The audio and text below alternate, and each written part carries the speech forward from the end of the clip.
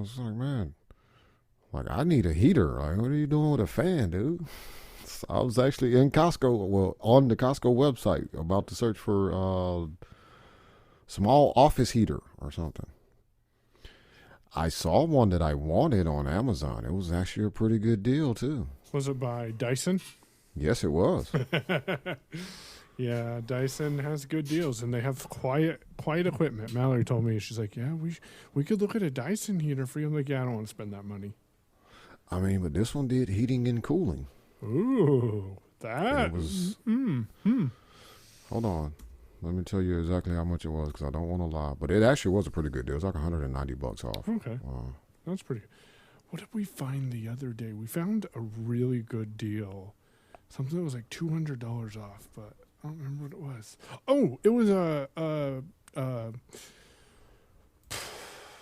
iRobot mop and vacuum. It did mopping and vacuuming, and it was like $249 off, dropped down to like $129 or something like that. And we almost bought it, but we did not buy it. So, you know what? I don't care if you leave it in the show or don't leave it in the show. I have had off and on thoughts of buying one of those robot vacuums, buying one that does the mop and the vacuum, and it all seems cool. Number one, you know how moving is, so I really don't know where in the hell it would sit at right now. Anyway, that could be a reasonable place to put it that I wouldn't eventually kick it over. And probably happened while I was in a, slightly irritated mood, which means I would kick it again because, that's what you do. Because it was in your way. Exactly. But, I'm also not trying to breed the laziness either, so. Yeah. So. Mike ain't touching that one. No. No. So I think I'm going to cancel Riverside. Oh, yeah, man. You should cancel Riverside. Yeah. Zoom's actually working out a lot better than I anticipated it. Now, that being said, however, Zoom emailed me yesterday and said, hey, just so you know, we're having problems charging your card. I'm like, yeah, because you didn't email me ahead of time to say, hey, we're going to charge your card in a couple of days. So that card you have is no longer valid. So, Zoom, if you would communicate with me, then maybe I'd pay communicate. You. Remind me that I'm going to renew with you instead of, we've had that conversation before, though. Multiple times. I'm a little ticked because I went to go cancel channels finally. I should have canceled it 6 months ago, possibly a year ago. But I kept saying, I'm going to figure out this way of, pulling down the some of the streaming service stuff that I pay for, so it'll be kind of DVR'd on the server and kids can watch that. I can. Yeah. They can pull up Plex on an iPad and be able to watch it and not have to worry about necessarily having an internet connection because they could download it before we left the house, things like that. And I just never took the time to figure it out because it's not as simple as they make it seem, and it requires doing a whole lot of fiddling, and there's not a straightforward way to do what I would want to do, which is I want the whole season of Mandalorian. I'm not going to sit here and go through every single episode, copy the link, paste it in a particular format in a file so you can then open that and play it and record it. Like, I'm not going to go through all of that for it. So at any rate, Channels is a nice service. Nobody else actually uses it either. I thought maybe the kids would or Tia would end up using it on the Apple TV just to kind of watch live channels or watch stuff that was on TV, on broadcast, not broadcast, that gives the wrong idea. Not antenna TV, but like signed in with the cable account that we're signed in with. Yeah. To watch, stuff that's on cable that may not be on a streaming service or may not be on a streaming service that we pay for or something. And nobody does that. So I finally went to cancel it, and they're still trying to bill me even though I canceled my subscription. So that's a little annoying. That doesn't make any sense. Yeah, I just got a notification this morning from Capital One. They were unable to charge your card for channels for $8 or whatever was the like, good. Yeah, because it wasn't supposed to go through anyway. So the wedding went pretty well. We are recording at the end of the week from when we did the wedding. For those who don't know, I did a AV for a wedding on Sunday. We did a rehearsal on Saturday. I don't know why my mind was on Thursday because I didn't do anything on Thursday related to the wedding. But we did the rehearsal on Saturday. I used the Tribit Stormbox Blast. I wish at that point I would have had the Blast 2 probably, because I bet it would have sounded even better. But I used the Tribit Stormbox Blast, the Mackie. I had the Gemini microphones. Z-Sounds never sent me my return label. I need to reach out to them again on Monday. Anyways, I had the Gemini microphones because the lapel mics I had kind of never connected with each other. The transmitter and the receiver never actually worked well for me. I did get it tested. I have proof that I've tested it because I sent an audio clip to some people. I think Demasi even got one. Yep. And so we used the Gemini microphones, had the mixer, had the Vocaster, and the Tribit Stormbox Blast. We used the MacBook Pro. We used the Samsung Galaxy S23 Plus. We used my iPhone 14 Pro Max, and I think that's all the tech tools that we had, not counting Mallory and Benjamin's iPhones where we were monitoring. But yeah, that was the tech tools. Oh, software. I used Firago. I used Loopback. And Zoom. Yeah, I didn't use any third-party video apps. We used Continuity on the Mac. So let's go from the beginning. So what I ended up doing is loading. Actually, I forgot an app. I used DJ as well. Oh yeah, that's right. Because we had a conversation about DJ. Yeah. So before you get into it, tell people what DJ is, because we'll forget to come back to it if they haven't heard of it. I'm not sure what DJ is. I mean, really, it's just a different skin to Apple Music is the way that I used it for. Ben was scratching some records there for a little bit. Yeah, I was going to say, so DJ is actually what it sounds like. It's kind of like an interface, a DJ interface. So I don't really know how the Mac app looks at all, because I don't think I ever used it on the Mac, but I did use it for a while, about 10 years ago, which tells you how long that this app has been around for a while. I came into it when it was DJ2. And on the iPad, you have two decks. Or you have two decks, and you can do things like start one song on this deck and then queue up the next song, and you can, preset how you want it to fade in or how you want it to do the crossfades, or you can do what, they do on the radio or what disc jockeys do, live, and like bring the music in and kind of mash them together. You can do what Ben was doing and get your scratch on. Or do the little thing where you like rewind the record back and then play that part over again because that was a really nice verse. Yep. All that sort of stuff. So it's a very nice interface. When I used it, I don't remember if Apple Music, I think we were still in iTunes because they're still pulling from your iTunes library.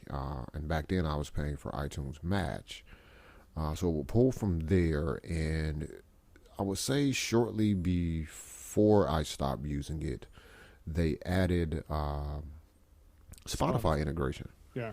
And then Apple Music, became a product later, and then obviously they've added Apple Music. So it is a nice platform if you do a lot of live events where you need to play music, because two things. Number one, you're not hauling around a whole bunch of music with you.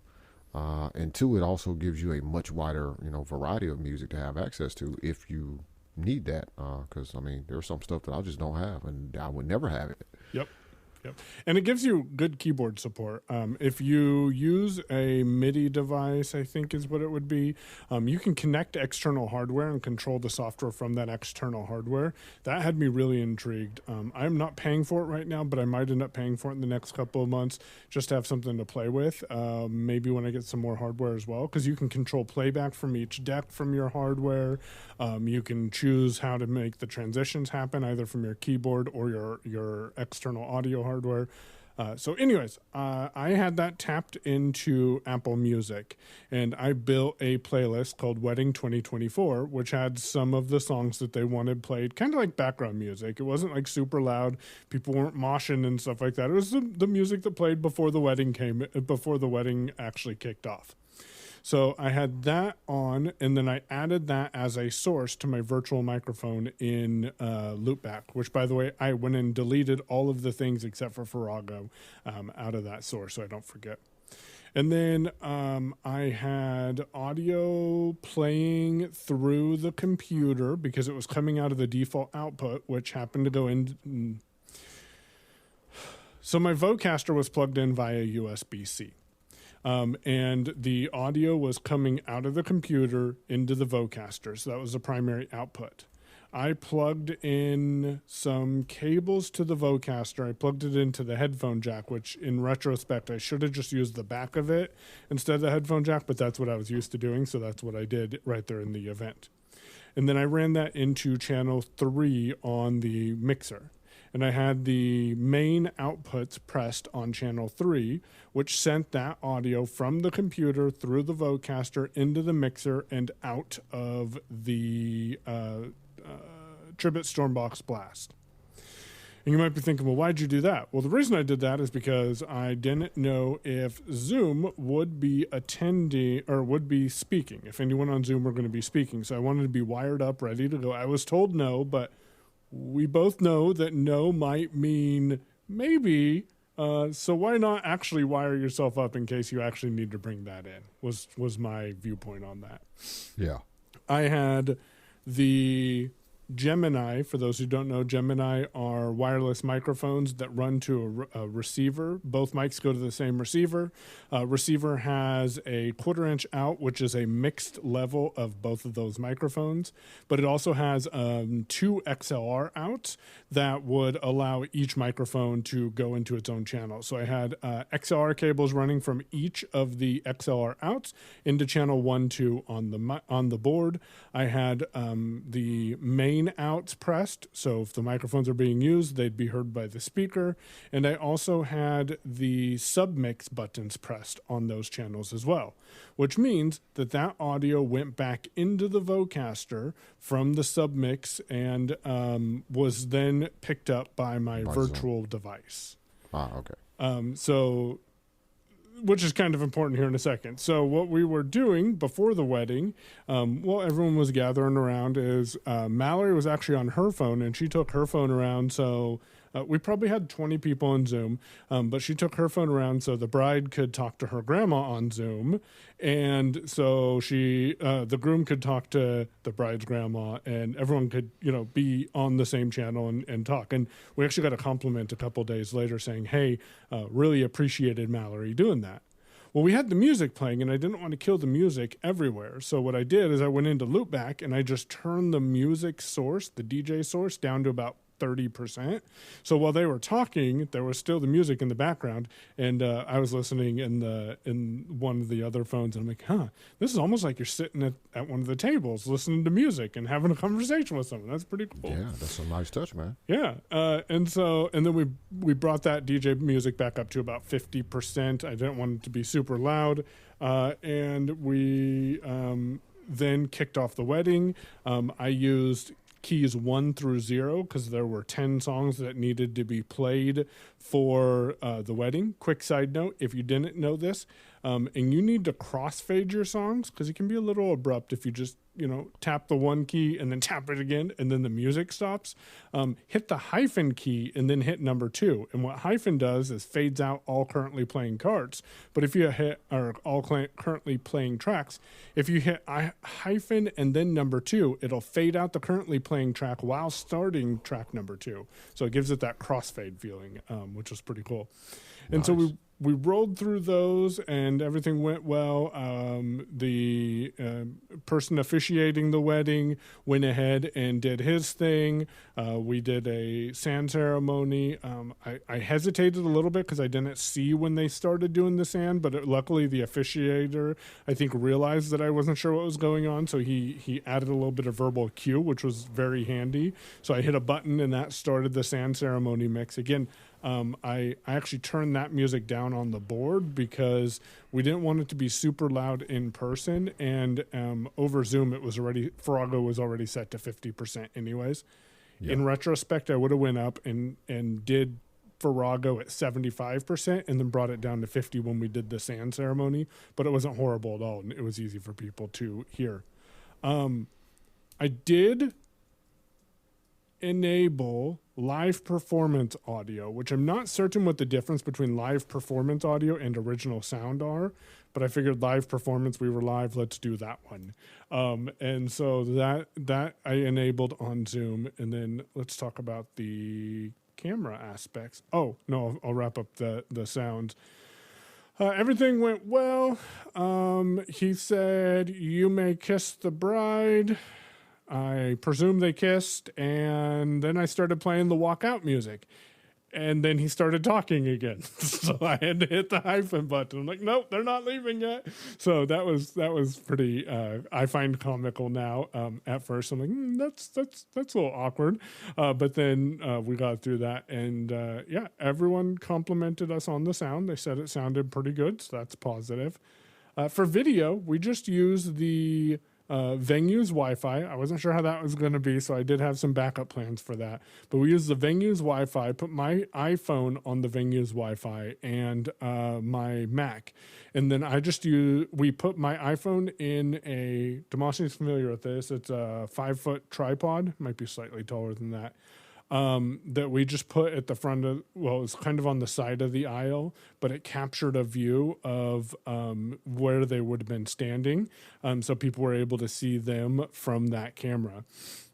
But we also had a Samsung S23 Plus that was used for monitoring and no, the S23 Plus was used by Mallory. I was trying to remember, we had so many phones going on. Was used by Mallory, and she was sitting in the audience, and she was capturing video, so no sound, but video from the like where the bride walked in. That was really all she was capturing there for it. Everything else was picked up by the iPhone, because apparently that's something important for people to be able to see on video, which makes sense because you want to see the actual bride walking down the aisle instead of, oh, wait until they get there and then just look at everyone in the side view of them. But anyways, Mallory captured that video, and then yeah, so for the most part it went fairly smoothly. It was fun.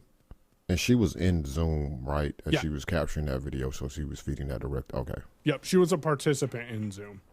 Okay, so that's also how she did because I was going to circle back and be like, wait, how did she do I might have missed it, but how did she do the letting the bride and the groom talk to the grandmother? But that's probably the same thing, right? She was in Zoom as a participant. Yep. So that was able to work. Okay. So here's the funny part. I find it funny right now. At the time, I found it very frustrating. So we're, a quarter of the way through the wedding, and someone freaks out in the nicest way possible. Says, "Zoom can't hear you. You're muted. You're muted." I'm like, I'm listening to myself on Zoom. I'm not muted. They're like, "Well, we see your name is muted." Mallory was on Zoom in the iPhone or on the S23 Plus as Michael Babcock, and it was muted. So they weren't actually listening. They were looking at the screen and not realizing, oh, the audio is coming from Michael Babcock. There's two Michael Babcock. There's two of him here. So yeah, how did he pull that one off? Right. I thought that was interesting though. They're like, and what's funny is I was listening to the recording yesterday because I wanted to give it a couple of days, but I also wanted to see how it sounded. It's different when you hear it separate versus when you're monitoring live. You pick up on other nuances that you probably won't pick up on live. At least I didn't. And I heard someone in Zoom say, Michael's muted. And so I suspect they texted someone and said the person in person and said Michael's muted, but I really wasn't muted. So, yeah. Yeah. So, that was the wedding. The short of that is, mind your business, man. We got this. Tell me I'm freaking muted when I'm not muted. I did start freaking out, though. I started checking everything, and then I'm like, wait, I'm listening to it right now. I can't be muted. But that's what happens. Like, that is a legitimate thing that happens, which is seriously why I would want to say to a person, like, mind your business. Yeah. Like, don't make such protestations verbally and loudly to the whole group, because you're probably wrong.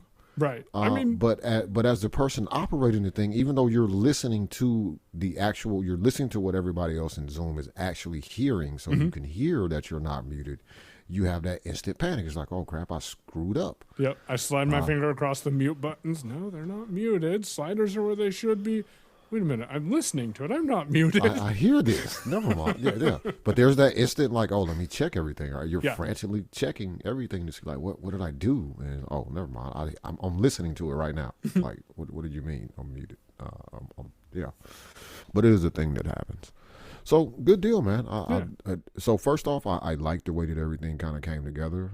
You recovered fortunately this happened during the rehearsal and not the actual event where the wireless mics, the lavalier mics didn't connect because both sets of mics were wireless, but the lav mics didn't connect. Fortunately, that happened during rehearsal, so you were able to recover from it without it being a disaster. And then people got used to what you were going to need them to do for the actual event. So glad that happened the way it did.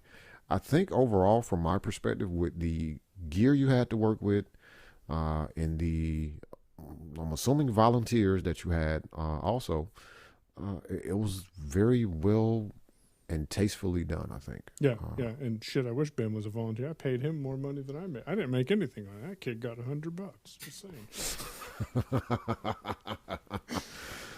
But sometimes you got to pay someone to make sure that things work the way that they should. Yep, that is true. So yeah, it was a good event. Definitely learned some lessons.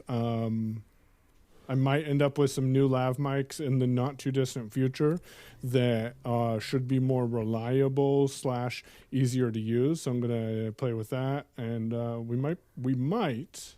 I don't think it'll be any time in the very near future, but there might be a new video gig that will be fun to report and talk about. I find it's interesting that I'm getting into more video stuff with the added asset of audio, but it's still like the primary focus is video. Yeah, but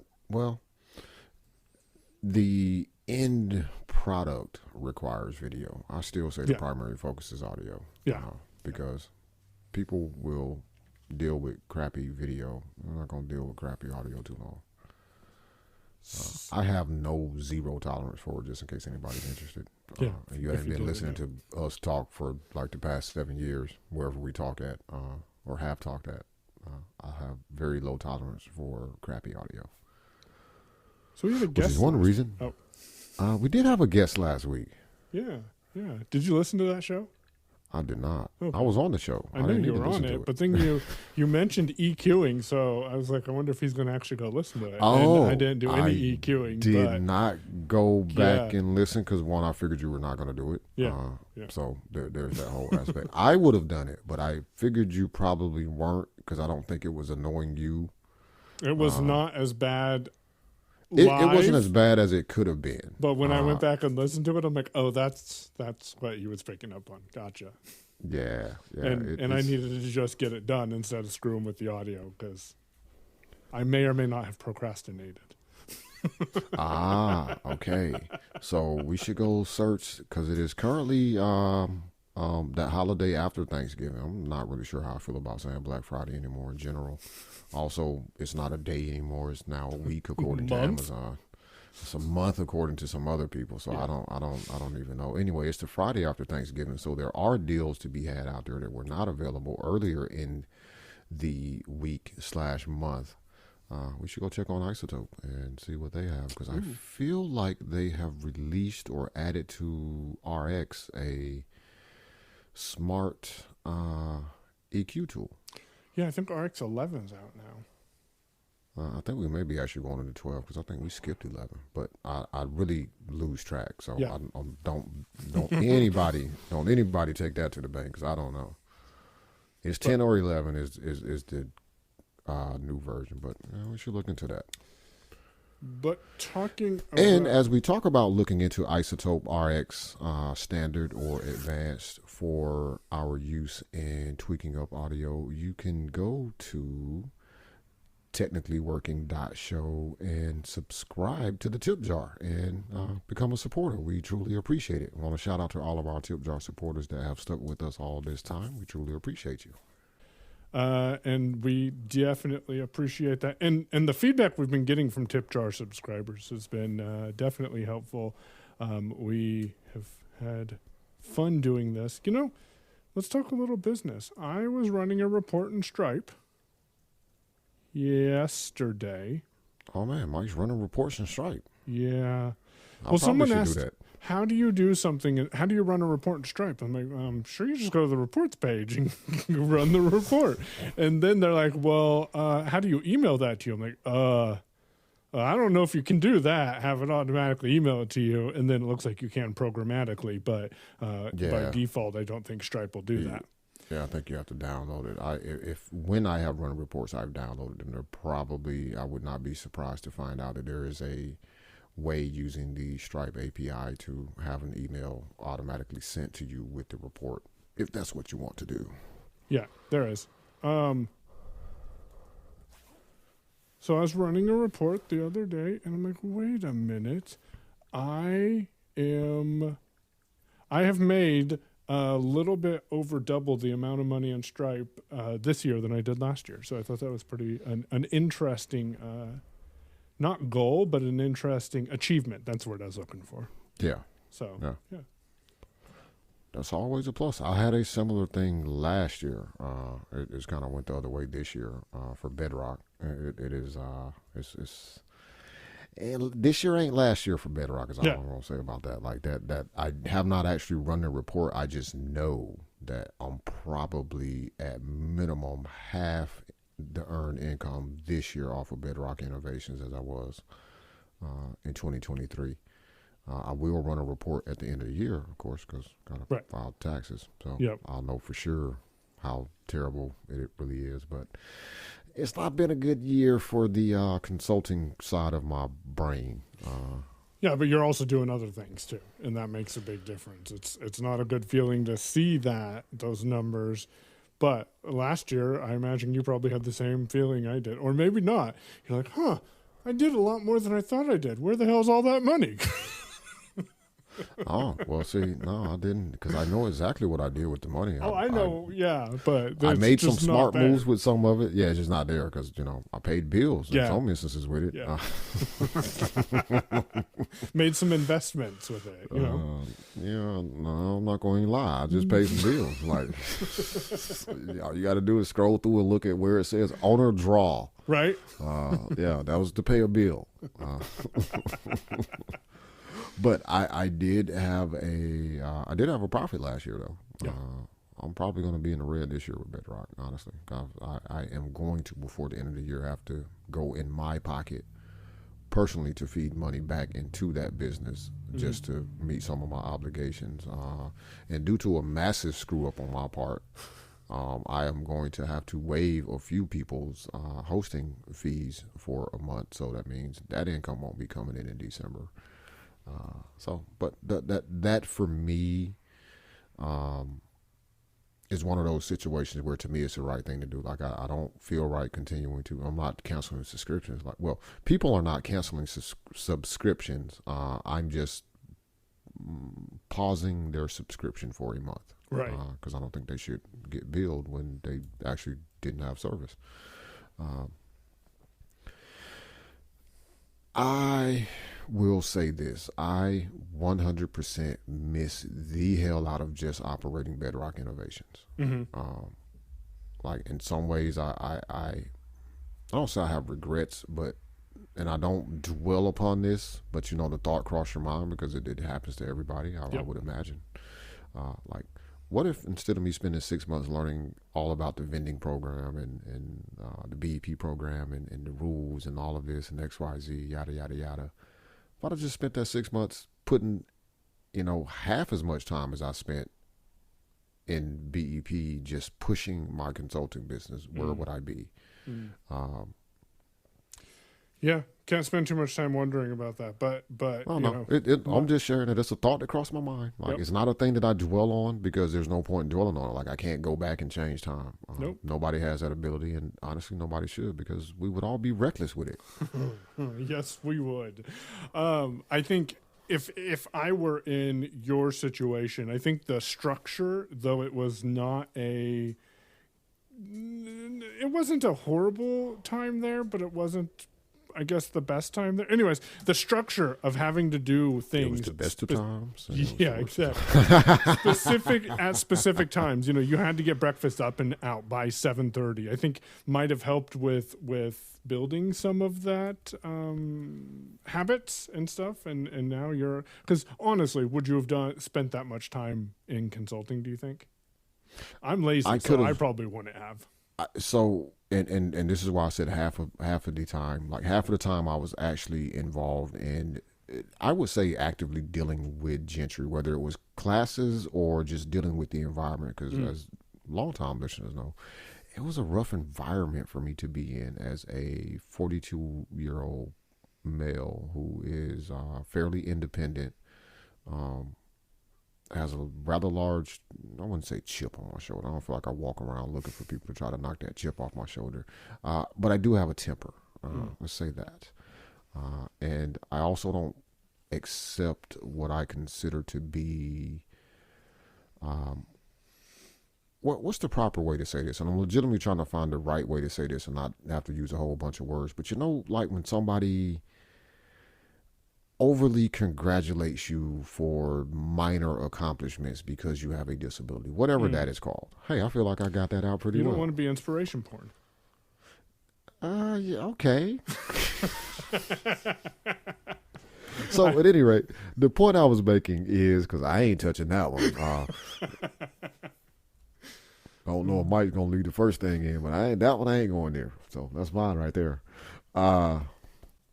Would I have spent the hours that I spent at Gentry just focused on Bedrock Innovations? No, absolutely not. Like that would have been unreasonable. I also would have been home, so I would have been spending more time with my kids, and you know, also wouldn't have been stressed out and irritable and all of that.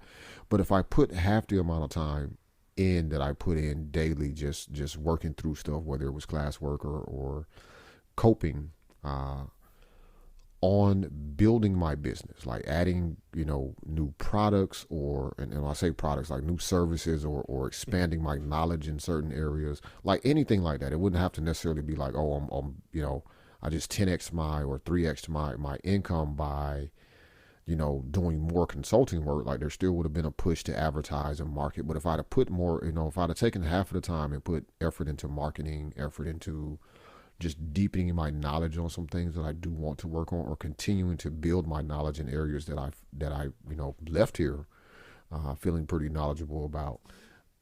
You know, the question arises is, how well would Bedrock have done this year compared to how it ended up doing?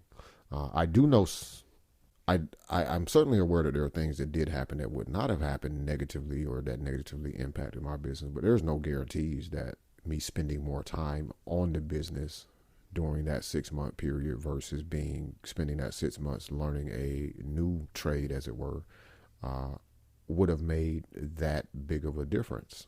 Because I still am who I am as a person. That's one thing I've come to realize as I operate spirals in the vending route is, you know, I know I have to be friendly to people. I know this from working for AT guys. But at the same time, like, I'm not always the friendliest person. I absolutely enjoy taking Tia with me places, including on AT guys stuff, because she's a more personable individual than I am. I am not the outgoing, you know, chatty, can hold on small talk. I don't do small talk. Like, I don't like small talk. I don't do small talk. Like, I feel like anytime I got, you know, I don't want to waste it. And small talk to me is a waste of time. I don't care how your dog is doing. I kind of don't. You know, there's some people who will tell me about their dog, and I care and I listen because I know that dog is important to that person, and that person happens to be important to me. But legitimately saying, and I don't mean this to be rude at all, it's just facts. A random person off the street that walks up to my table and wants to know about a product and then starts having a conversation, or, you know, speaks to me while I'm loading the machine, and then they want to end up trying to have a conversation about their dog, it ain't gonna happen. Because I don't care, for one thing. And honestly, like, I'm not rude to people, but I'm not going to ever get to that point in the conversation where I'm going to even know that they have a dog, right? Like, Tia will get in that point. She's like, oh yeah, that lady has a, you know, grandchild that goes such and such school. How do you was in there for 5 minutes. Like, you literally went in there looked at the machines, came back out, and you telling me all this stuff like this lady told you. Like, I just got out the van. Like, what's going on? I don't understand. But she's like that at conventions too. She did very well in Orlando this year, even with that being national. And her first time at a national convention working the exhibit table, and she was checking people out. She wasn't just demonstrating products, but she did amazing. All that to say, the thoughts have crossed my mind. So I feel like, anybody that has those sort of look back thoughts at times, it's okay. Just don't get stuck there. Don't get stuck in your head. Don't what if, because if was a fifth, we would all be drunk. Never heard that before, but I like it. Wait, seriously, you never heard that before? No, I've never heard that before. Oh man, that's so sad. I've been here since I was a kid. If was a fifth, we'd all be drunk. Today, double tap. Today being Friday, because we're recording on Friday. So if you're hearing this on Monday, go listen to Friday's episode. I was on with Stephen and Sean. It was booked for 30 minutes. We talked for an hour because that's how it goes. So it ended up being the entire episode. But we talked about Michael being back on the Mac. And there's some good tips shared out there. I sucked Stephen. I sucked Stephen from VMware Fusion back to Parallels where he should be, because I mentioned something offhandedly. I think it was the fact that you can do VOCR on Windows applications that aren't responsive in Parallels, and VOCR picks up the Windows interface because it's OCRing the entire screen, and then you can click on things in the app that might not be accessible. So that doesn't work in VMware? VMware has, so you know how with Parallels, you can isolate your virtual machine from Mac OS. So nothing touches Mac OS. It's my understanding that that's the case in VMware, and it's not a feature you have to turn on. It's just how it is. So I think VOCR keyboard commands don't work because all of your keyboard commands are Windows only and not Mac OS. So there are pros and cons. There are pros and cons to that approach, but I think I would suffer. Now, having used Parallels, I think I would suffer from not having that integration kind of the way it is. Because, there are things I can click on a Mac OS and it will launch my Parallels machine, which is fascinating and sometimes weird. And I kind of feel like this really shouldn't be happening, but hey, it works. Like when I open a Word document and Windows is completely shut off, it'll open Windows, boot up, JAWS will come on, Microsoft Word will open, and the document will be right there. And you can just arrow through it. And it's pretty damn fast, actually, comparatively speaking to what I'm used to with Windows. Like, you can open a Word document, it might take 15 seconds or so, but that's 15 seconds. But that's from a cold shutdown of a virtual machine, right? Like, that's the difference, right? First it has to open up Parallels, then it has to launch the virtual machine. It has to boot up, because if you're like me, you shut it down every time when you're done with it. Then it's got to load up everything, it's actually pretty fast. It is pretty fast for me on the M2 Air that I'm on now. Now what's even faster is usually I have Parallels open like you do. So I'll be command tabbing into Finder. I'll find a Word document or someone will send it to me, and I just open it, and all of a sudden I'm in Word and Windows. I'm like, hold on, my brain's got to catch up. Right. That is, Parallels has actually been a very good experience overall, I think. Hold on.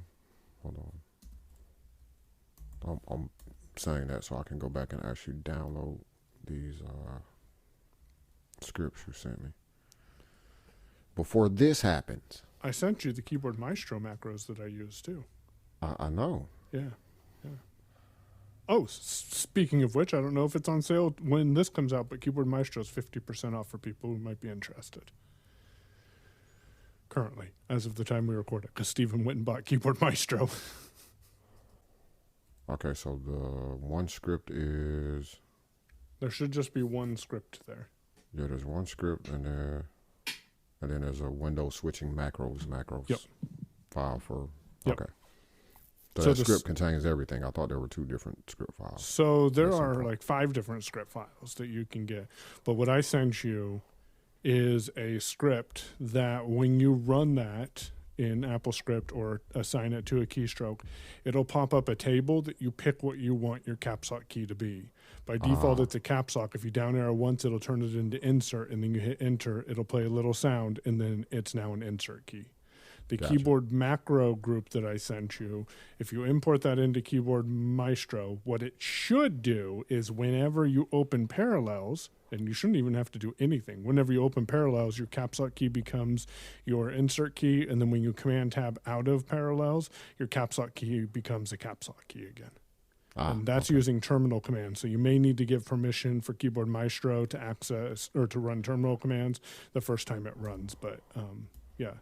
And I have not imported macro groups, so you might also have to go enable that macro group. But if you have any problems, let me know, because ChatGPT is an amazing tool, just saying. Oh, man. I've been doing so much ChatGPT the past few days. There's some really good alt text image descriptions out there that were all done by ChatGPT. I mean, all I did was write the prompt. ChatGPT on the Mac sucks, though. Yeah. So you were going to try out the app. Yes. So I did, and it gives you a default keystroke if you leave it open. If you don't leave it open, and you can hide it. It's one of those you can hide the dock icon, so it's not in your command tab order. But you press Option Space, and that will drop you into ChatGPT. It gives you... Space does something else for me right now. What does that do? It's something to do with Launch Bar, probably. Oh, crap. I don't know what I just did. Oh, never mind. It does nothing. Okay. So I just quick looked at email. Oh, So okay. I just opened it. Hey, so did you know the space bar opens the email? No. Yeah, so apparently if you're highlighted on an email in the mail app and you hit the space bar, yep, that opens the email. And it's an actual open. It's not like the quick look thing. Mine does not. Command W. Well, yours is wrong. Yeah. Well, it could be because I have my mail view all scrooged up. I have it set to use column layout. If I take that off. Oh, no. I wonder if, because here's where I'm going to tell you, here's where I'm betting the difference is. So if I VO left arrow, I'm on the splitter, and I VO left again, now I'm on the mailboxes table. So I have not interacted with the messages table. I'm just using up and down arrow to navigate. Just up and down arrows independently to navigate the message list. So I wonder if that may make a difference. Yeah, I tried that, and it still doesn't work. Oh, okay. Wonder how you're doing that. Got to figure that out. Anyways, so if you hit Option Space, it brings up ChatGPT. You're put into an edit field, and I can say hi to the listeners of Technically Working. And I'm doing this, so I have a prompt. Now, that's in my edit field. If I VO right arrow, I haven't hit enter yet. I have attach, open model or GPT, or pick a model or GPT, and then send. And then if I hit enter on this, then if I press VO left arrow past the edit field, there's a collection, and I can hit interact with that. And I have my message right here that says, say hi to listeners of Technically Working. And then if I VO right arrow, I hear added selection, 2 items selected, which tells me that ChatGPT is still typing. So I VO left arrow back to my question. And then when I VO right arrow now, it says, hey there, Technically Working listeners. Thanks for tuning in. Michael and Demasi are ready to share tips, tools, and tech talk to help you get more done. Let's, I don't remember the last word it said, let's listen or let's tune in or something, and then a rocket emoji. And then if I press VO right arrow, it just says click. So I don't have the copy or anything for this message. If I wanted to copy this, I got to do VO command space. No, that's not letting me. What is the actions keyboard? Yeah, that's it. Yeah, okay. So see, this doesn't work all the time. So you can't interact with that text in there, and there's buttons down inside of that area either? No, it says in text. Okay. And I cannot use control left or right, VO left or right arrow to navigate the text. And if I stop interacting, I can't use my arrow keys to interact with it. So what I end up doing more often than not is VO shift C, which is not ideal, but that copies the last spoken phrase to the clipboard. And then I can go jump into drafts and paste it wherever I need to as well. So over the next week or so, let's say 2 weeks, just to be fair, I'm going to reinstall MacGPT. And now that I've used ChatGPT for a little while, I'm going to see if I use MacGPT more than I'm using ChatGPT. And we'll see how that goes. So how is the messaging experience with MacGPT now? So I have mine set up, and again, it's one of those apps.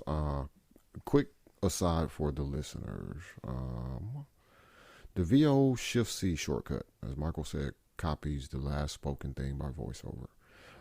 You don't have to wait for it to finish. No. And it will not copy words like link or heading as well. Well, that's new. Okay. And sometimes it still will copy heading. It depends on which browser you're in. But usually it doesn't copy like link or whatever. Mm-hmm. It's more consistent on the iPhone than it is on the Mac. I've noticed a couple of areas where I have heading level 1 as a part of my text or whatever.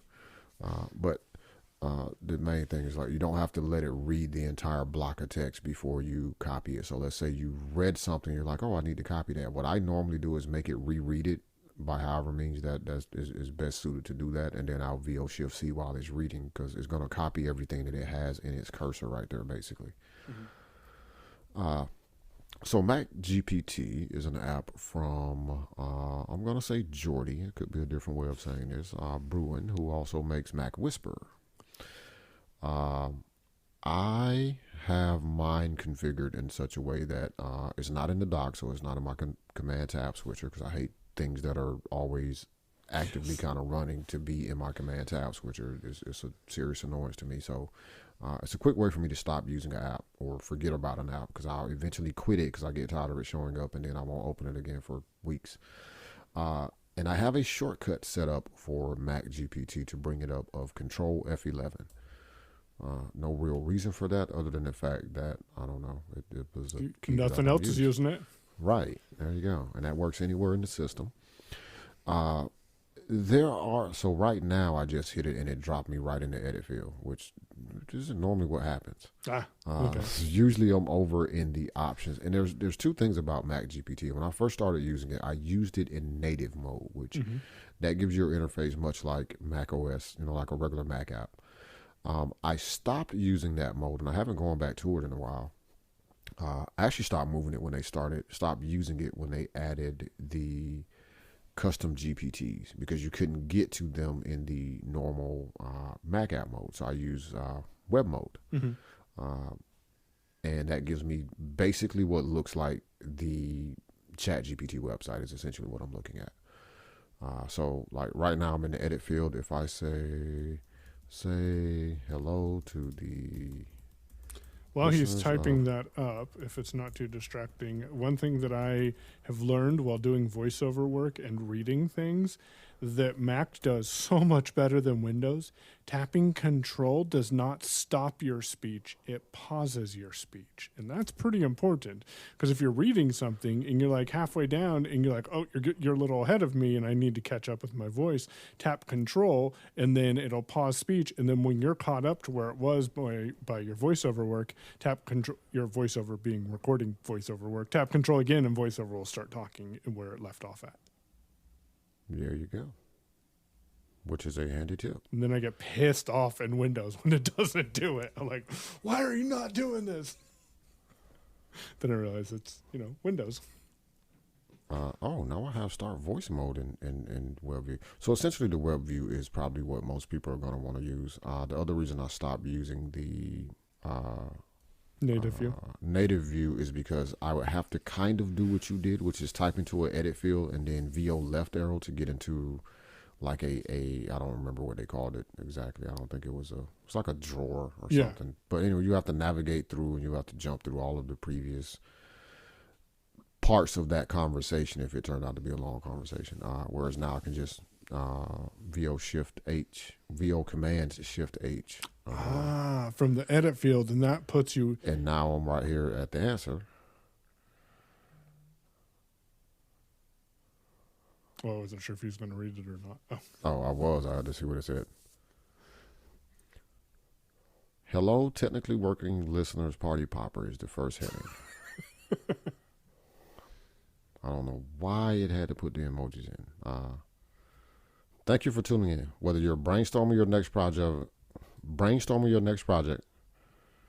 troubleshooting a tricky issue, or soaking up you can tell I'm not good at reading while something is reading to me.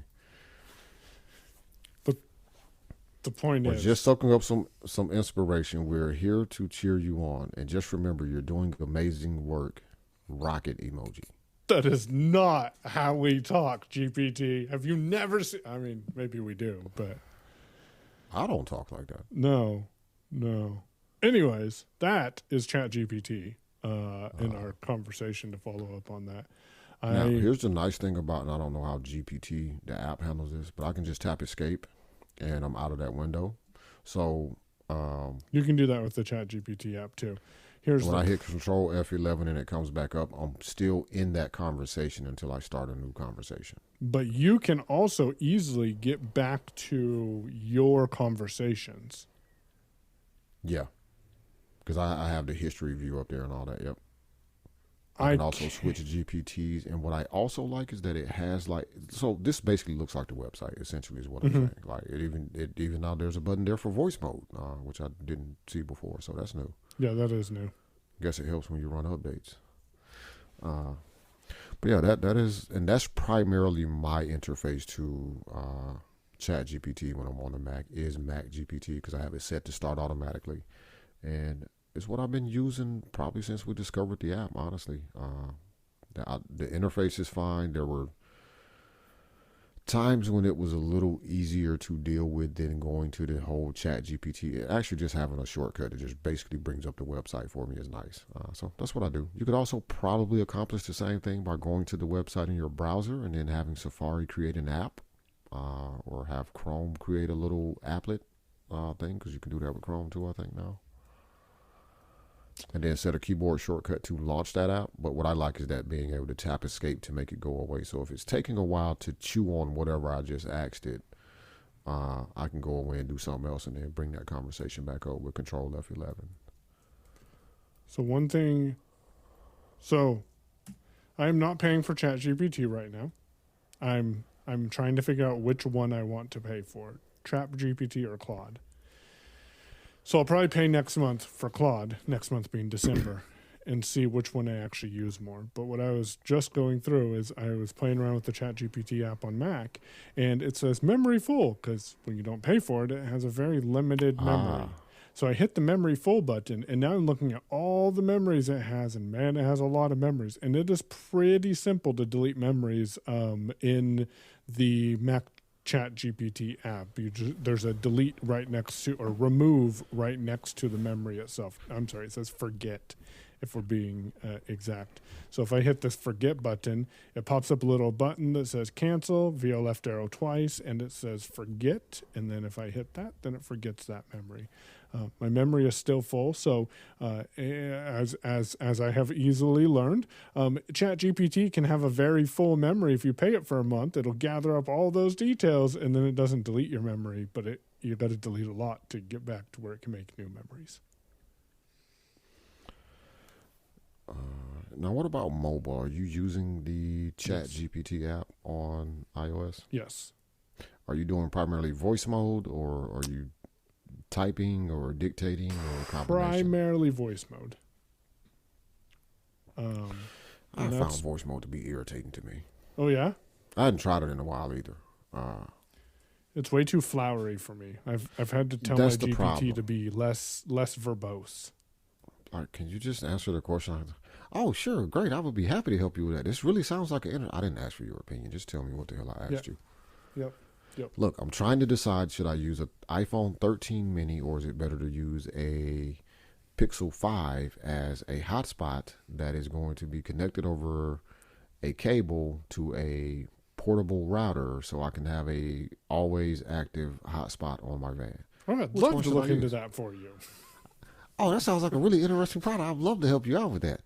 So doing a da-da-da-da-da, then you're going to repeat everything I said to you. Yep. No, I don't want to hear all of this. No. So I primarily am dictating on the phone, which that is an actual conversation I had earlier today. Do you get less verbose responses when you use text over the voice input? Yes.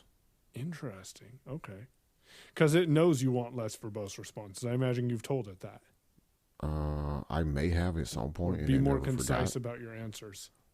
Yeah. I may have said that at some point, or when they started doing the memory thing, it could have been that it got to a point where I was always saying concisely explain this or be concise in your answers and don't, whatever I would say in the prompt, that it just picked up on that. Because I don't actually remember going in and say be concise and save all the extra fluffy crap. Wasting tokens, man. We ain't got time to be wasting tokens over here. If you want to see some interesting prompts, another product Jordy makes is MacWhisper. And one of the pros of MacWhisper is it'll directly integrate with ChatGPT. And they use ChatGPT to clean up your dictation when you use the dictation engine through MacWhisper. But you can go in and look at the prompts that he sends with your dictation. I'm like, this looks pretty cool. I'm going to go modify this a little bit to make it more my style. And yeah, it's interesting. Yeah. Did you see MacWhisper 11 is out? Yeah.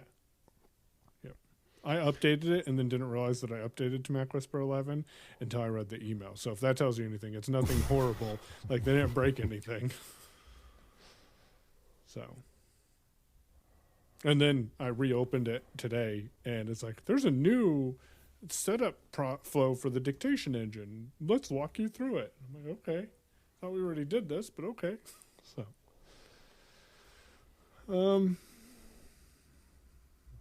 Do you have anything on your list? Because I feel like I am talking a lot, and I have one other thing on my list. Hold on, because I'm checking for updates. To MacGPT? MacWhisper. Oh. Just go to MacWhisper and About. Yeah, that's what I did. I just opened it and I went to the menu and went to check for updates. Do you have an update? Install and relaunch. I downloaded so fast I wasn't ready. All right, cool. We're updated. I can tell people what I bought on Black Friday. Ah, okay.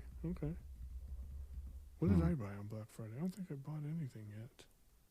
Oh, we're going to talk about Jetpack CRM. Oh, yeah. Which I'm paying for right now because I hadn't gotten around to it. Only because I didn't want to go through that whole copy and paste dance on the phone to get my card number in there. I wish 1Password was discounted on Black Friday. I actually haven't even looked.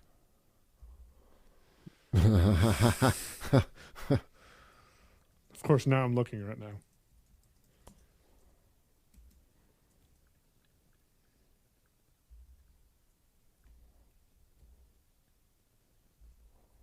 No 1Password. You're becoming way too corporate. 1Password has gotten to be very Explore corporate-y. XAM, XAM. Empower teams, maintain visibility.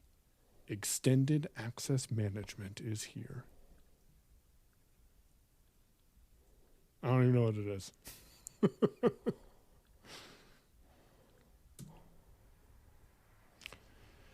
So they do Apple Pay. Well, shit, I could have done this earlier. Hold on. Let me finish this process now because I didn't realize they did Apple Pay. I haven't bought anything on Black Friday. Surprisingly. I went to go buy something on Black Friday and almost got it. And it's like, oh, you get a free pack. And then I didn't read the fine text that says, if you buy this pack. Huh. So let me ask you a question. Is there a... Because what I've been doing, as I've mentioned, I've been kind of building out, buying security things for the house in general. So one thing I picked up is a lock that I am going to absolutely butcher the name of, but I believe it is the UTech Bolt Fingerprint, and you want the HomeKit version is the one that I bought. Okay. So this replaces your entire, deadbolt. It's not a retrofit lock, which is lingo I've come to understand over the past 6 months. A retrofit lock is what the August are, where it just goes over the back of your deadbolt. It replaces that back part, that thumb screw part. Yeah. Yep. where this is an entire full deadbolt system within itself. I picked this lock because it has it also has an optional additional add-on. Of course, it's additional. It doesn't come in the box. Of a latch lock that works in combo with it. So that means both the deadbolt and the knob for are locked when you lock them. But they all unlock together, like they work in coordination. So if I unlock the deadbolt, that's going to unlock the bottom lock as well. Okay. That's going out on the it's going out on one of the doors. And I like this lock because one, it has physical buttons on the keypad, which is nice. Has a fingerprint reader in the middle, which also is nice because sometimes you just want to touch your finger against it. It supports Apple Home Key, so you can use your watch or your phone. And you want to buy this August lock? Or no, that's not what I have. This whatever lock it is that I have here.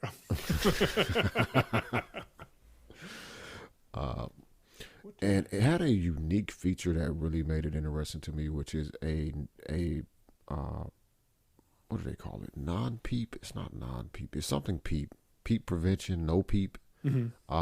Security code. So let's say you have a code that you need to type in. You can pad the front. I don't know if it's just if you have to pick one or the other, or if it'll work with both. But let's say your actual code is 6 digits.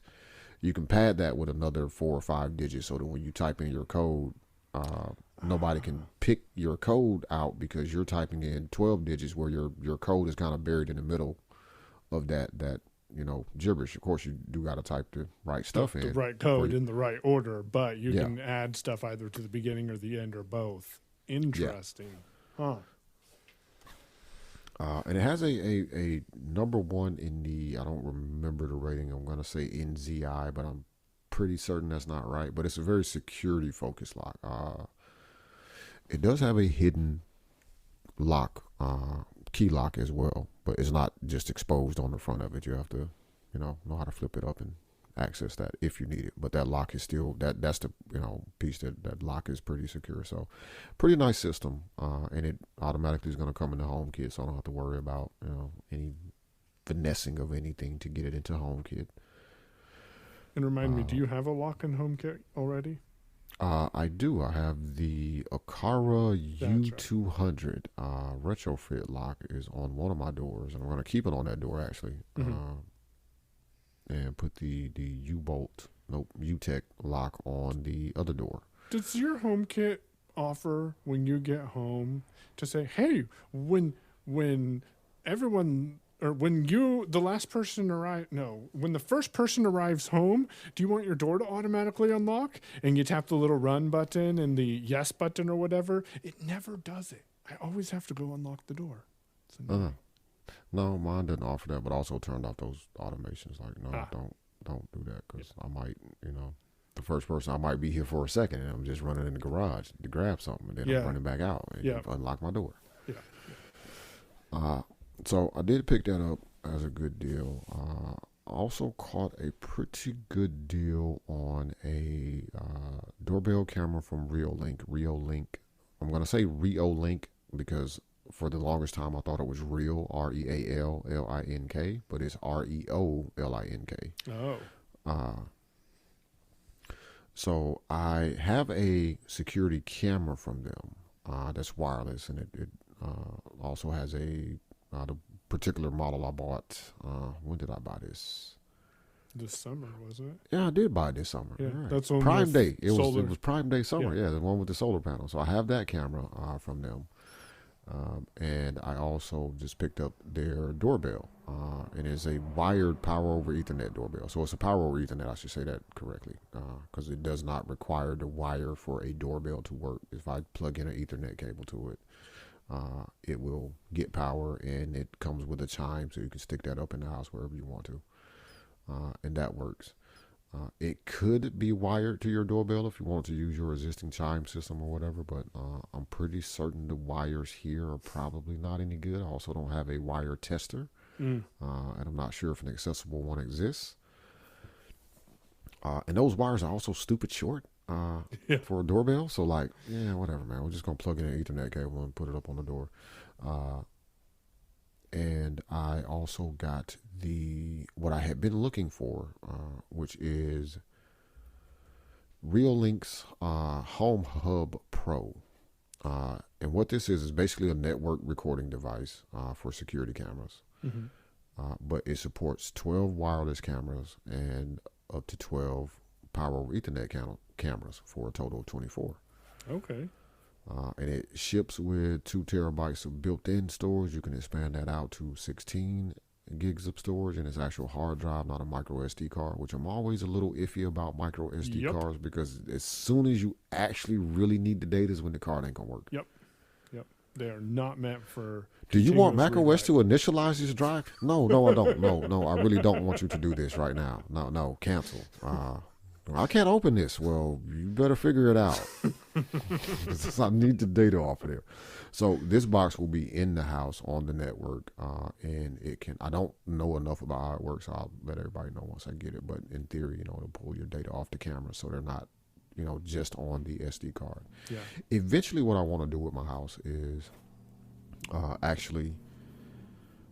and this is just a long-term project, but I want all of the cameras on the house that are physically on the house to be power over Ethernet, which is one of the reasons I chose the doorbell that I chose, because it was also on sale.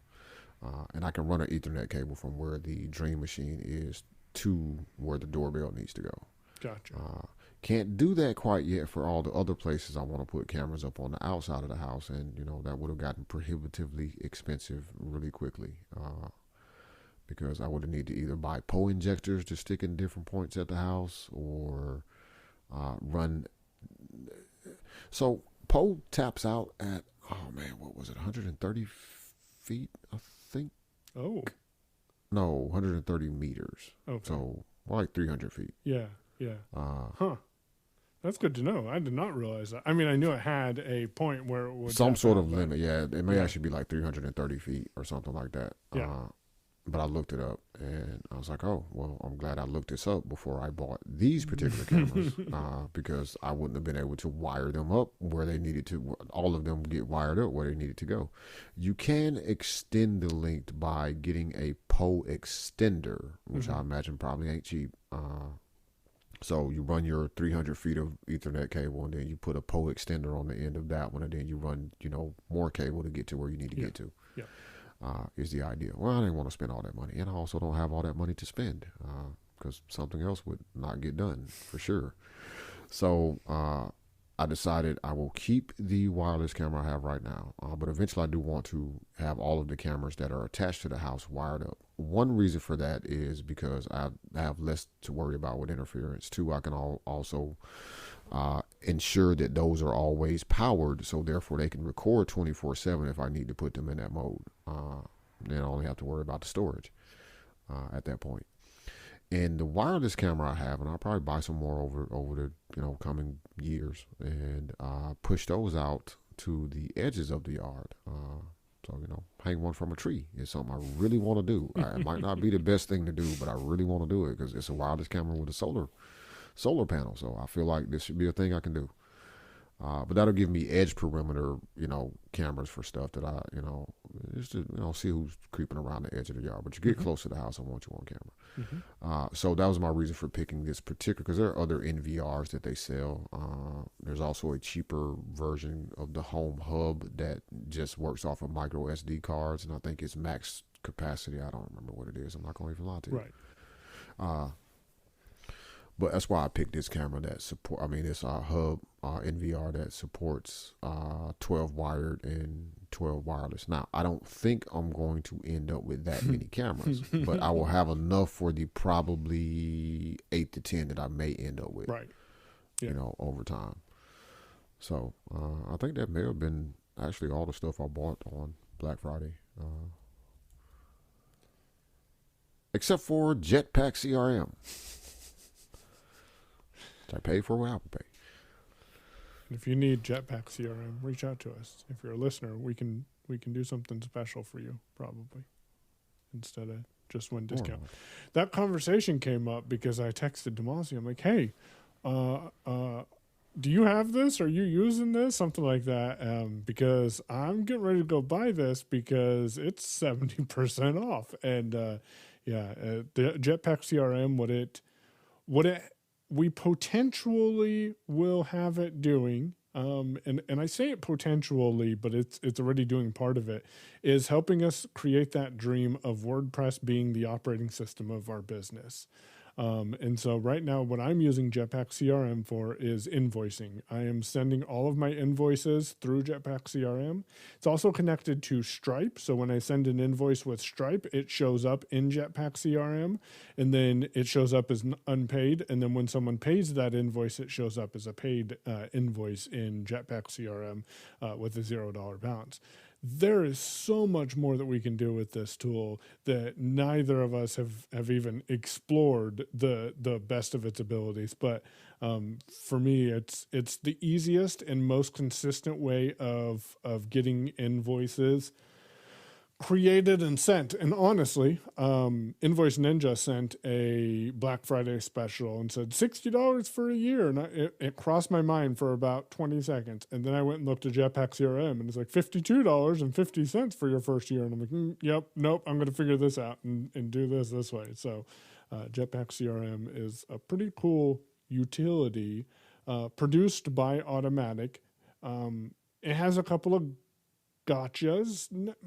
I don't even want to use the word gotchas. It has a couple of what I find to be inconveniences. It definitely does not make it inaccessible, but it could be a lot easier to navigate. It's kind of like someone who complains about the UI of a software application and how they don't like how the cut button is in the top right-hand corner and it should be in the bottom left-hand corner. It's little things like that I think they could do to make it a better experience. But with tools like ChatGPT and Claude, there might be some hackery we can do to make that work the way we want it to work. Well, I should say the way I want it to work, because you're not really using it that much, are you? So I'm not actually using it at the moment, which is one reason I let that license expire, because I didn't think you were using it. Had I known you were using it, I would have just went ahead and paid for the license that we already had. But in my particular, and I told Mike when he called me, I said, the funny thing is I was actually thinking about Jetpack CRM about a month ago, because I want to, as we've talked about on the show before, use WordPress, because I know WordPress and there's things I can do with WordPress that, other than what it costs me to host the website, is not going to cost me an excessive amount of money. And Jetpack CRM rose up to me because I was like, oh, one, I could keep track of locations, like is kind of bending it a little bit to do what I wanted to do, and specifically for spirals. It'd also be useful for Bedrock innovations. But I was thinking about it with spirals specifically. I was like, there's data out there that I'll be able to pull from and feed that back somewhere. And I was like, well, if I feed it into there, then it will go into their sales chart info, right? So then I can actually see what the sales have been like from these different locations over a period of time in a way that I feel I can manipulate better. And what I mean by manipulate is exactly what you said, like using skills that we've acquired, using tools like ChatGPT, reaching out to other people that are doing similar things or building plugins themselves to figure out what do I need to modify, or what can I use a plugin that's probably already going to be on the site anyway, code snippets to, inject some JavaScript here that makes this kind of lay things out the way I want it versus the way that they chose to do it. And also mentioned to Mike a strategy I'm going to start adopting in a lot of cases for submitting feedback to people, which is I'm on the Mac. I have no problem opening up Audio Hijack. Set up a track for me, or set up a connection for me, and set up a connection for VoiceOver, and go through the thing that is causing me problems. Comment to them as I'm doing, the thing, like, here is where the issue is because there's not a button, or you hear VoiceOver saying button, but there's no label, so I don't know what this button does. But I'm in the view of, invoices. I really don't want to be clicking unlabeled buttons when I'm looking at, Invoices. potential to like, yeah, I'm looking at invoices like, am I about to delete the invoice? Am I going to archive it? We're going to send Am I it to about the to send customer it? again, and this is a Am I about to send $5,000 it? invoice. I want to piss them off. Yeah, like, so, let's handle this. But the difference is I'm going to take that, send it through Mac Whisper and get a transcript of everything that was said. And then Mike told me I could just do this right inside of Mac Whisper, which is even better. Feed it to GPT and say, generate me a bug report. Now, obviously, I'm going to look over this bug report, tweak it so that it is what I want it to be. But that has just significantly cut down on one of my biggest issues with giving feedback to people. And it's why for a lot of the companies that I have provided feedback to over the years with accessibility stuff, I would send them screencasts because that was easier for me than trying to write it in a concise manner. My language wasn't flowery. It just takes a long time for me to explain stuff in writing. Whereas if I send you a video, not only can you see what's going on, but you can hear what I'm getting from the screen reader and you can hear me commenting about said thing. Here's a video. I realized very early on that not everybody looks at those videos. Yep. Or you get responses back about, we can't click on external links in our system. I don't know what the fuck, I don't know what you want me to do about that. But there have been several companies. One of those that has gone very corporate on us here recently is one of those where back then, before they were very corporate, when they were still just a Mac place that happened to make a Windows app, they were very receptive and very grateful for the videos I sent them. So some of you should say thank you for some of the improvements that you did see in that unnamed app. Before version 8. I can't take as much credit for version 8. I can't take as much credit for that. Yeah. So Also had nothing to do with Windows either, because Parallels was not a thing at the time. I mean, it was a thing, but it was not a thing I was using because I was on an Intel computer for one thing, and number two, Parallels had that reputation back then of like, there's no point in me as a blind person installing this. yeah, there wasn't a VOCR then. Man, VOCR is magic on the Mac. Just saying. There was no VOCR, but also I think even if you got sighted assistance to set up the Windows installation, the experience we have now was not what it was then. Yeah. Either. Like you couldn't navigate in Windows. Oh, that's why I was confused because I'm in the Zoom window. I was like, where am I? It's like I see AI companion, search. What in the world is going on? So we will. Oh, good. So are we doing the coupon for? Yeah, we can offer that. Or we can leave it at the end for tip jar people. I think that's what you actually said you wanted to do. Was offer it to tip jar subscribers. All right, so let's wrap it up with that. So a couple of months or about a month ago, I screwed up and let the subscription for the tip jar in Pinecast lapse. What this ultimately had the negative effect of doing that I have since learned over the last couple of weeks is canceling everyone's tip jar subscriptions. So if you're listening and you're like, why haven't I been getting tip jar content? Well, first of all, I haven't been posting tip jar content. But secondly, your tip jar subscription is probably canceled. Now, you can verify this by going to tips.pinecast.com, enter your email address, and then click the link that they send you. It's like a magic link. When you click that, it'll show you your active subscriptions. If you don't see anything there, then you're not currently paying a tip jar subscription to Technically Working, and we completely understand. We appreciate you for the money that you did pay, and if you want to see what you paid, you can. There's a drop down there that says active subscriptions, and then the other option is receipts. So if you click the receipts drop down, it'll show you the last time that you had paid a tip jar subscription to any podcast that's hosted on Pinecast. So if you're not subscribed to the tip jar anymore, my bad, completely messed that one up. However, you can go to technicallyworking.show and show your support. And I think what Demasi was mentioning, because I'm thinking about, I'm going to edit this in my head and get this all put together, is that we will include a discount offer for tip jar subscribers that'll be in that podcast episode alone. So you'll want to get that out of the Tip Jar subscriber podcast feed. And if you're not a Tip Jar subscriber, then you probably don't have a podcast feed. So go check that out. And with that, Demasi, do you want to wrap it up? And then we will share the exclusive offer for Tip Jar subscribers only. See, we're pushing that.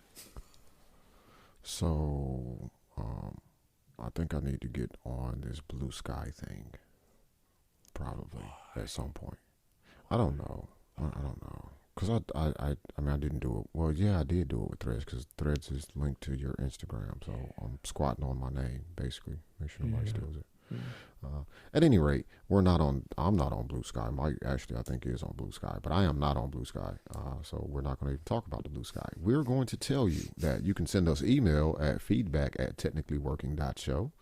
And again, as Mike said earlier, we appreciate the comments that are coming in. On the Mastodon, you can, I just realized how I said that. The Mastodon, it's like the Google. Or the Facebook. Yeah, I just realized that's probably how that sounds too. We'll leave it just like that. You can follow him. He is Payon, Payown, at dragonscave.space. That's DRAGONSCAVE.SPACE. And I am Demasi at Unmute Community. That's DAMASHE at unmute.community. And you can also interact with us with the hashtag technically working. And we appreciate you capitalizing the T and the W in the hashtag so it is read reasonably well by screen readers. Boom. There we go.